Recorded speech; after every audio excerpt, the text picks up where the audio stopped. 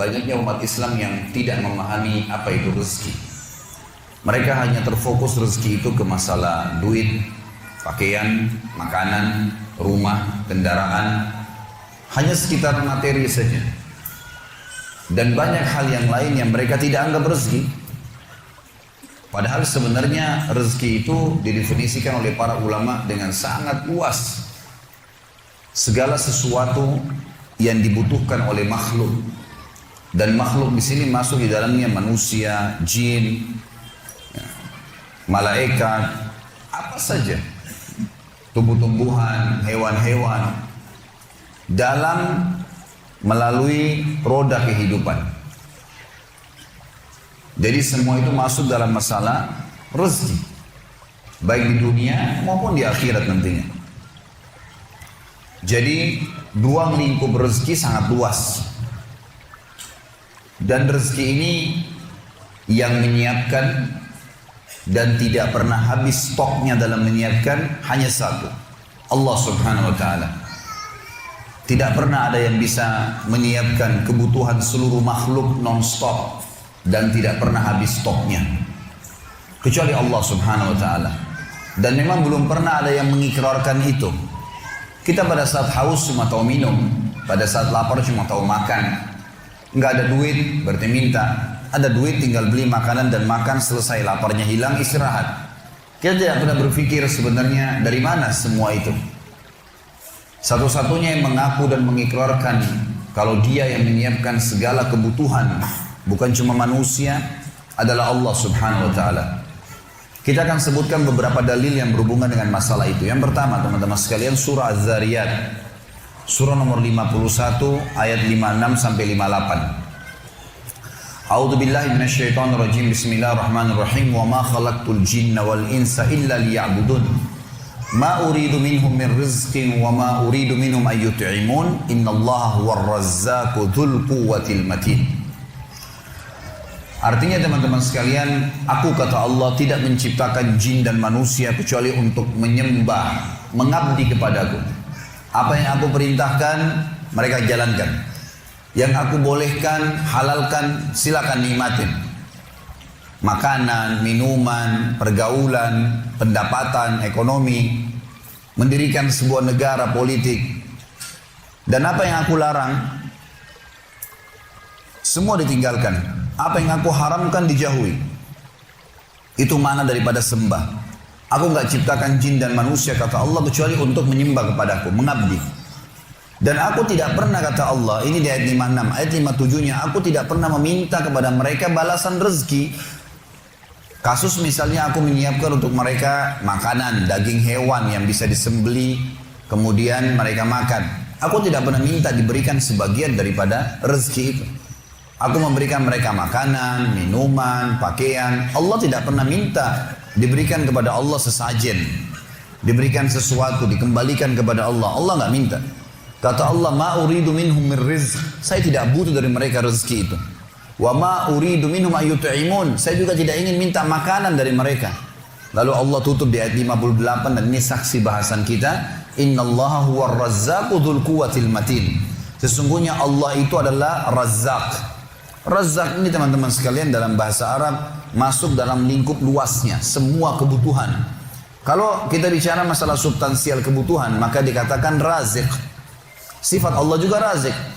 Kalau kita masuk ke dalam substansial kebutuhan, misalnya makanan saja, atau minuman saja, atau oksigen saja, atau cahaya saja, masuk substansial bisa dikatakan razik. Tapi kalau kita mengatakan sosok pencipta yang selalu menyiapkan segala kebutuhan secara global dan tidak pernah habis stoknya, maka bahasa Arabnya Razzaq. Dan Allah mengatakan innallaha huwar razzaq. Allah itu adalah Razzaq, pemberi rezeki yang tidak pernah habis stoknya, dzul quwwatil matin, sebaik-baik tempat untuk bersandar. Saya kasih contoh teman-teman sekalian supaya lebih jelas realita lapangannya. Rezeki masuk dalamnya cahaya. Saya sudah pernah jelaskan pertemuan kita semalam, kalau seandainya tidak ada cahaya lampu ini sekarang, kalau siang hari nggak ada cahaya matahari, Anda pasti tidak akan bisa melihat saya. Saya juga tidak bisa melihat, setajam apapun pandangan mata kita, senormal apapun mata kita tidak bisa melihat. Karena cahaya ini ada, maka akhirnya kita bisa melihat. Cahaya ini adalah sebuah rezeki. Hidung kita menarik oksigen dengan gratis. Dan saking biasanya kita menghirup oksigen supaya bisa hidup, maka kita menganggap biasa. Padahal sebenarnya kalau orang sesak nafas, kemudian dia membayar di rumah sakit tabung oksigen, naudzubillah, dia harus bayar berapa juta. Kuping kita menangkap suara. Anggota tubuh kita mencerna makanan yang kita makan. Kita cuma tahu mengunyah. Sistem sudah diciptakan, gigi kita, lidah merasa, kemudian gigi kita menghancurkan, kemudian kita telan di tenggorokan kita. Lalu setelah ditelan kita sudah tidak pernah tahu lagi mau kemana tuh makanan. Diproses secara alami. Dari mana proses ini? Kemudian yang dibutuhkan oleh tubuh maka akan masuk, diambil oleh tubuh kita sebagai nutrisi, dan yang tidak dibutuhkan keluar dalam bentuk kotoran.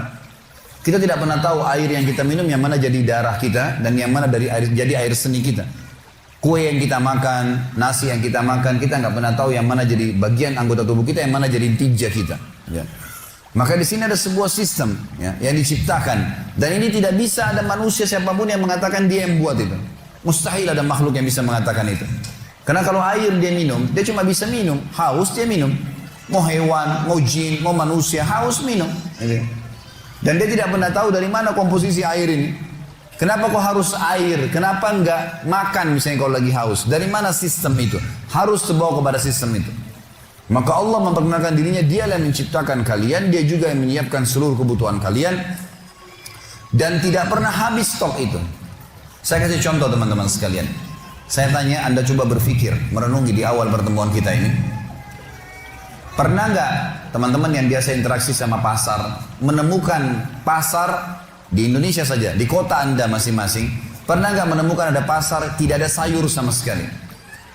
Atau buah habis sama sekali, tidak ada satupun jenis buah. Atau misalnya hewan yang biasa dimakan oleh manusia, ayam misalnya, pernahkah ayam itu habis? Penelitian teman-teman sekalian diadakan oleh sebagian ilmuwan muslim. Ini penelitian sederhana, tapi betul-betul bobotnya luar biasa. Diadakan penelitian tentang populasi hewan, terutama yang paling banyak dikonsumsi oleh manusia. Ditemukanlah ayam. Ayam ini hewan yang paling banyak dimakan, karena hampir semua manusia memakannya. Gitu kan. Maka diadakan penelitian, berapa sih jumlah ayam sebenarnya? Diadakan penelitian, manusia saja sudah 7 miliar sekian jumlah manusia. Dan ditemukan ayam ternyata populasinya 6-7 kali lipat lebih banyak daripada jumlah manusia. Jadi ayam itu 40 miliar sekian jumlahnya. Tiap hari disembeli miliaran, tapi tidak pernah habis. Pertanyaannya, dari mana populasinya ayam itu? Mungkin Anda mengatakan, karena ada peternak misalnya. Ilmuwan mengadakan penelitian lagi. Diteliti teman-teman sekalian, dari 6-7 kali lipat dari jumlah manusia itu, ayam, ternyata yang dipelihara oleh manusia 1 dibandingkan 10.000 ekor. Jadi yang diternak oleh manusia itu sebagian kecil dari ayam. Lebih banyak ayam, 9.000 sekian ayam, 9.999 ayam itu hidup liar di hutan, di mana-mana, nggak ada yang urus, berkembang biak. Berarti bukan kasusnya terjaga populasinya, bukan karena kasus manusia menernaknya, bukan. Karena manusia ternak sebagian kecil. Dan ternyata ayam itu terus saja populasinya nggak pernah habis. Kita kalau lihat bagaimana beberapa ilmuwan manusia mengambil gambar dari atas helikopter, di hutan, bagaimana ya sapi hutan atau apalah ya hewan-hewan berlarian di tengah hutan dari atas. Sampai ribuan ekor jalan, lari. Nggak ada yang urus. Kuda lah, apahlah, macam-macam. Tidak pernah habis. Tidak pernah habis. Selalu ada populasinya. Pertanyaan, dari mana semua ini? Siapa yang buat? Dan siapa yang membuat, siapa yang menyiapkan kebutuhan-kebutuhan mereka? Karena mereka tidak bakal mungkin hidup kalau tidak ada kebutuhan yang terpenuhi. Dari makanannya, dari minumannya, dari tempat tinggalnya. Gitu kan. Semua itu. Maka tidak pernah ada yang mengklaim dirinya sebagai Razzaq, pemberi rezeki non-stop, kecuali Allah subhanahu wa ta'ala. Allah subhanahu wa ta'ala yang telah menjelaskan masalah itu. Kalimat ini juga mulia teman-teman sekalian. Innallahu war-Razzaq, kata Allah. Allah itu adalah sebaik pemberi rezeki yang non-stop, tidak pernah habis rezekinya. Dan dzul quwwatin matin, sebaik-baik tempat untuk bersandar. Saya pernah teman-teman sekalian di Jakarta, di depan rumah saya pernah ngontrak rumah, kurang lebih ada taman 5 kali 5 meter, tidak besar, dan saya suka tanam tanaman. Kadang-kadang saya biarkan di tabulan pot, tanaman dalam pot yang ada buah mangga, ada buah jambu gitu. Saya kadang-kadang sebelum pengajian pagi suka siram tanaman itu. Suatu hari pengalaman saya pribadi, saya biasanya pengajian jam 9, jam 10 pagi, saya keluar dari rumah setengah jam, 40 menit sebelum ceramah untuk jalan. Tapi sebelumnya saya luangkan juga waktu sekitar 15-20 menit untuk siram tanaman. Karena memang saya senang, gemar dengan itu. Maka saya siram tanaman. Satu hari saya keluar teman-teman sekalian, tinggal setengah jam lagi pengajian saya. Kalau saya luangkan 15 menit untuk siram tanaman saya, maka terlambat pengajiannya. Subhanallah, sambil saya narik selang, saya coba siram sambil berdoa, ya Allah ini gimana? Pengajian saya bisa terbengkalai nih. Sementara ini juga kalau tidak disiram nanti kering, gitu kan? Kesian, ini makhluknya Allah. Ya. Dan kata Nabi SAW, fi kulli kabidin ratabatin ajr. Di setiap denyut kehidupan, semut kalau antum lihat lagi jalan, antum tidak injak, sengaja antum biarin jalan karena makhluknya Allah, ada pahalanya tuh. Pohon yang kita siram ada pahalanya. Semua yang kita rawat di muka bumi ini, niatnya karena Allah menciptakannya, maka ada pahalanya. Itu sabda Nabi SAW, saya niatkan karena itu. Sementara saya lagi menyiram, subhanallah, dan bimbang, ini berhentiin siram atau enggak ya? Istri saya kebetulan lagi jaga anak-anak, jadi nggak bisa gitu. Maka subhanallah pada saat itu, detik itu juga hanya hitungan detik teman-teman sekalian, tiba-tiba lagi panas matahari. Ada hujan, ya, biasanya kalau bahasa yang sering saya tahu dari saya kecil, kalau waktu di Makassar dikatakan hujan lari. Sering ada hujan cuma beberapa detik saja, nyiram bumi ini terus hilang gitu. Maka hujan itu datang, tiba-tiba hujan. Dan satu wilayah Condet, tempat saya tinggal di Jakarta Timur, itu basah semua. Dalam hitungan saya hitung durasi mungkin cuma 15 detik. Semua tanaman saya basah, semua harus Condet basah gitu. Saya lalu mematikan air keran dan saya mengatakan, Subhanallah, Maha Suci Allah, yang kalau mau membasahkan bumi ini hitungan detik. Saya butuh 15 menit hanya siram tanah 5 kali 5 meter. Bagaimana kekuasaan Allah Subhanahu wa Ta'ala yang luar biasa ya. Mestinya bisa direnungi masalah itu. Seorang syekh, doktor di Ummul Qura, beliau pernah bercerita dalam salah satu ceramahnya, dan beliau berkata, ada temannya di Jeddah, seorang pengusaha, lagi naik mobil sama-sama. Kemudian temannya mengatakan, akhi, saudaraku, apa saran anda? Apa doa yang saya ucapkan supaya Allah selalu menambah rezeki saya? Kata dokter ini, saya tidak mengingat pada saat itu apapun doa tertentu, tapi saya tiba-tiba teringat surah Az-Zariyat ini. Ayat 56 sampai 58. Dia bilang, saudaraku, dia bilang, akhi, coba bacalah. Wa ma khalaqtul jinna wal insa illa liya'budun. Saya tidak ciptakan jin dan manusia kecuali untuk menyembah kepadaku. Ma uridu minhum min rizqin wa ma uridu minhum an yut'imun. Saya tidak pernah minta rezeki dari mereka dan saya juga tidak minta mereka memberikan makan kepada saya.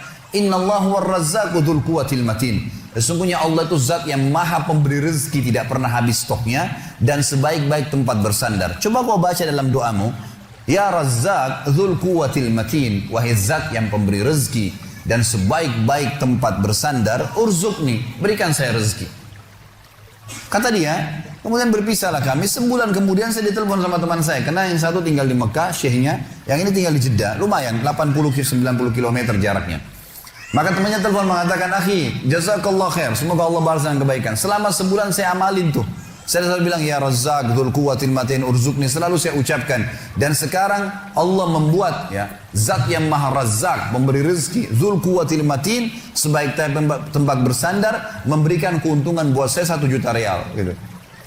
Jadi dia mengamalkan masalah memanggil Allah. Dan ini termasuk sunnah Nabi SAW. Kita kalau menggunakan Asma'ul Husna, nama-nama Allah kita ikutkan dengan doa setelahnya. Seperti misalnya, Ya Rahim, Irhamni, Ya Ghafur, Ighfirli. Kita ikutin dengan begitu, termasuk Ya Razzaq, Urzukni. Gitu kan?